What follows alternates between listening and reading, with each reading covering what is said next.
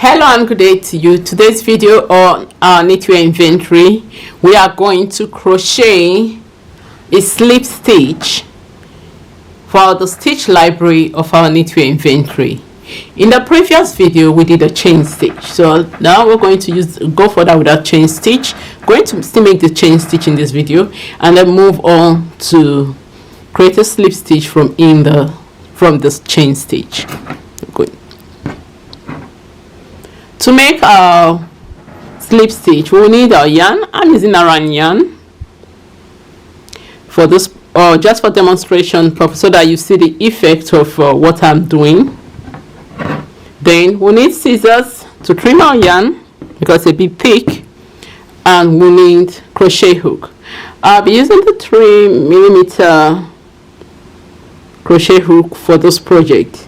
But as time goes on, you will see that if it's another project, I may want to use a 4.5mm. So it all depends on the project that I'm working on. Let's crochet. Let's start. So to start, as I'm right-handed, I'm going to place the yarn on my left side so that it does the feeding for me. And if you notice, as I pull through the yarn on my forefinger, you see it's slithering through, and I'm having no restriction. And you can see more yarn coming from the ball. Just take a look at the ball, you will see that the yarn is going up and coming from the ball. But meanwhile, this side, if I have to crochet towards the side, because I'll be crocheting towards the right.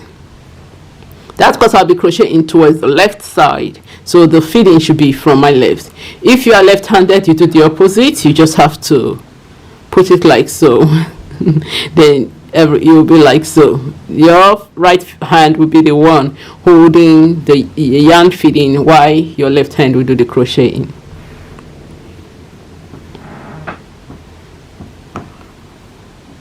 Okay, so to start, I'm going to just wind a little bit of yarn, leave a long tail, wind the yarn around my forefinger.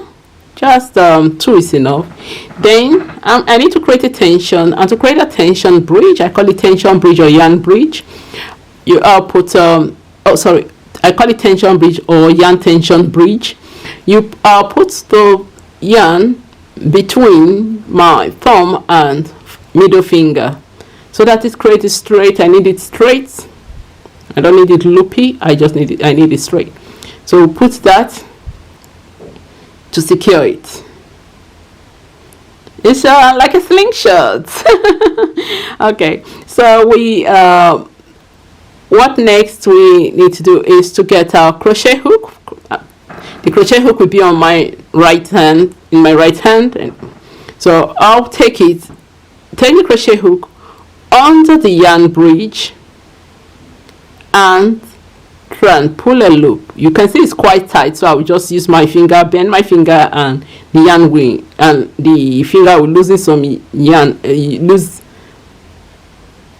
the tension there loose so that I can get some yarn. Then I'll secure this. I'll secure this so that it forms a loop. I'll secure it between the thumb and the middle finger. The tail of the yarn is still there. You can see. So you can see the loop. This is the loop the crochet hook is in. Then I'll go back into the yarn bridge again. Put my crochet hook. I think I need to bring it higher so that you see. Put my crochet hook under the yarn bridge and pull the yarn. Just wind it around the yarn bridge to pull yarn, and you pull it through the loop. You can see that's pulled through that loop. That's the first loop that was being made. So it's as if it has made a second loop now. So I'm just going to show you all around so that you see. Okay, so pull through the loop. I will go again a second time. We'll pull it through this loop that the crochet hook is in. You can see the crochet hook is in there. Going to pull it through that loop. We've made another new loop. we'll pull it through. We'll keep on pulling through until we have made certain length of chain. Then if you can see, we can have chain and we have loops at the beginning. So what you do to secure these other loops here, other chain that you've made, what we're going to do is just to tug at the tail of the yarn gently, and it will tighten to form a knot. So you may lose a stitch, you may lose a chain here. We'll need for this project, we'll just go with 20 chain and we'll do 20 rows. So I've let's count our chain. We have done 1 2 3 1 2 3 4. So we have 4 chain. We still have 16 more to go because we want to make 20. So 5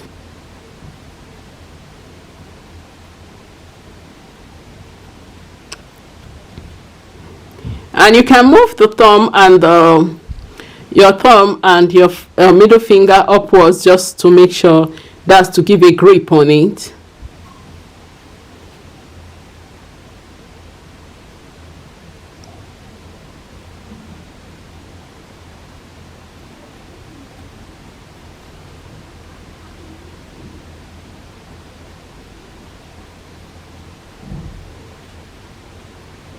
So we've made 20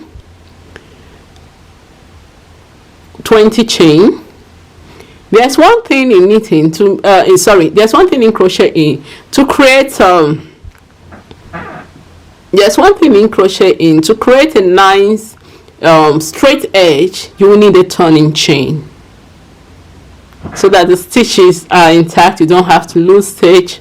So because we are not decreasing yet or missing a stitch, we need to create one chain and it's going to act as our turning chain. So instead of, we've made 20 chain, then we'll just add one, which is our turning chain. So for every row we are going to make a chain before we start the work of the next row. That one chain will act as a turning chain, or is known as a turning chain. So now we have 21 chain. Then we'll turn our work. If you notice, it was like so before I was crocheting. Now it was like so before. The chain was towards my right. Now I'm turning, the chain is now towards my left. But the thumb and the middle finger will be the one holding it for me to create the tension, while I still crochet towards the left side. So I will now miss this first chain. Yes, this first one here, we are going to miss this first chain. You know, the 21st chain, we're going to miss it. It's not the first chain on our way back. So we miss the first chain, and into the second chain we'll put our crochet hook. You don't need to wind the yarn, just put the hook through that second chain.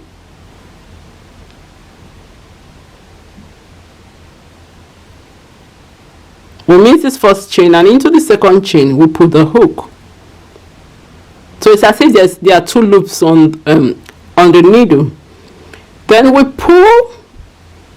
wind the yarn around the hook of the needle and pull a loop out, and continue pulling that loop. You see the loop, the 2. We continue pulling that loop until it pulls through the first loop of the crochet on the first loop on the needle on the crochet hook. So that's how to do a slip stitch. Let's do a second one. So into the next chain, we insert, we have 1 loop on our needle. We insert our crochet hook into the next chain space, wind the yarn around the hook and pull a loop. Continue pulling that loop through till it passes the first loop that was on that needle. Then you end up with 1 loop. It will be as if you are building in another chain. on top of the chain. So that's how it's going to be. Many a time people don't really use this slip stitch for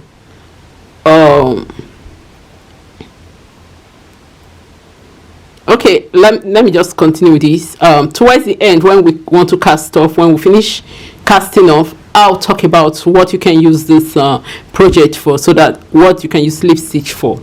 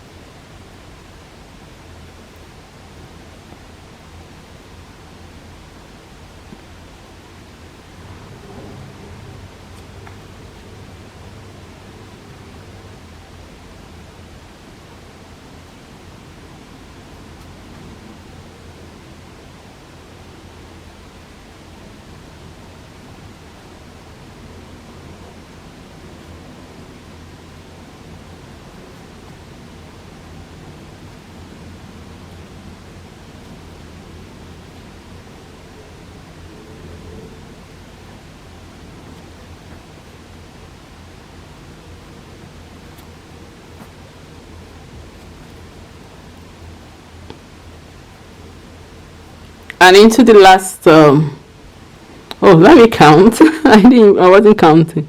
So we have 1 2 3 4 5 6.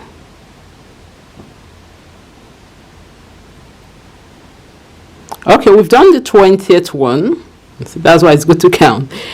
What I'm going to do now, we need to turn, before we turn our work, we do a chain, which is going to be the turning chain. So I'll just do one chain.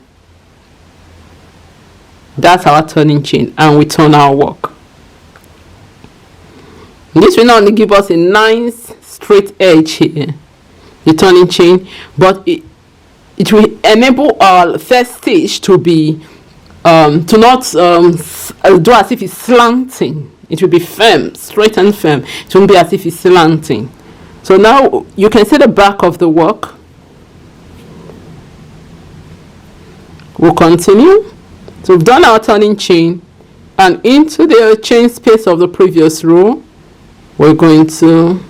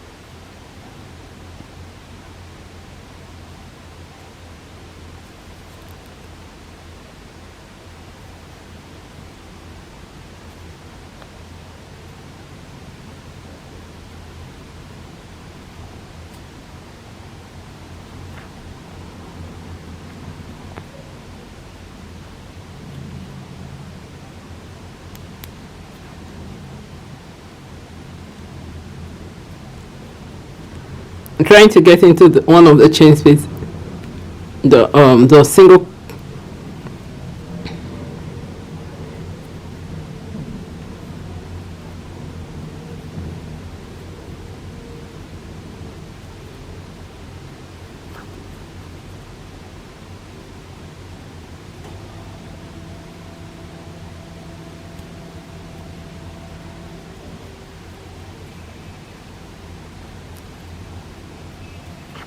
So that's how we are going to continue, and you can see how it is. You'll notice that the stitch is a bit small. You'll notice that it's a bit tiny compared to how when we start doing other stitches. So we'll continue off camera until we have gotten to stitch until we've gotten to the 20th row. Then we'll come out. Then we'll put on the camera to cast off.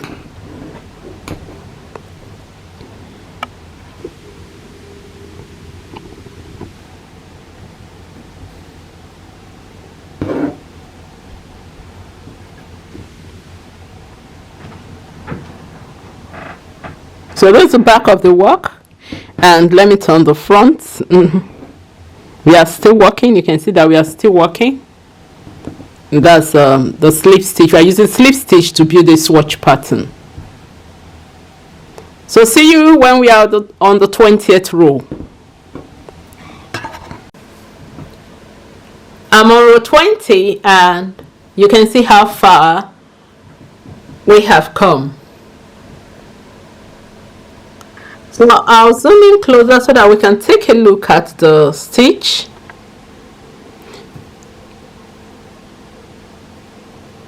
You'll see how tightly woven it is. Alright, so I will just complete the remaining 4 stitches. Is it 3 or 4 stitches before we cast off? Let me take it back again.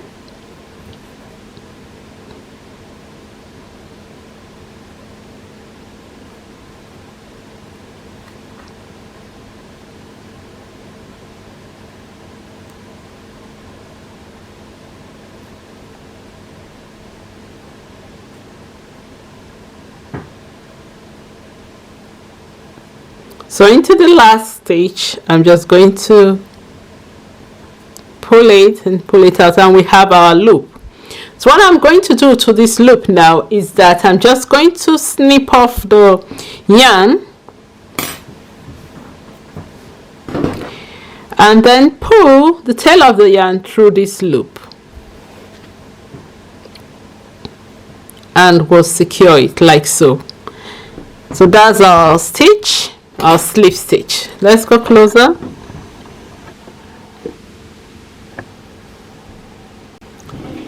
You'll notice that it's a bit thick. It can be used for rug, for the cuff of if you want a very heavyweight cuff, you can use it for the cuffs. You can use it for, it's really thick, you can use it for rugs, you can use it for band belts and anything that needs a very thick hem or something like that, or it needs it to be thick. So it's really tight, tightly woven. That is what the slips, using slip stitch or throw. So it's really tightly woven, and you can use it for any project that needs those tight woven effects or texture.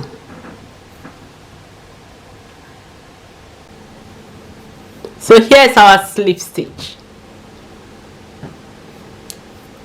Thank you for joining me for this video of crocheting a slip stitch for our crochet knitwear inventory library. Until next time, happy crafting, happy designing, happy crocheting, and bye for now. Thank you.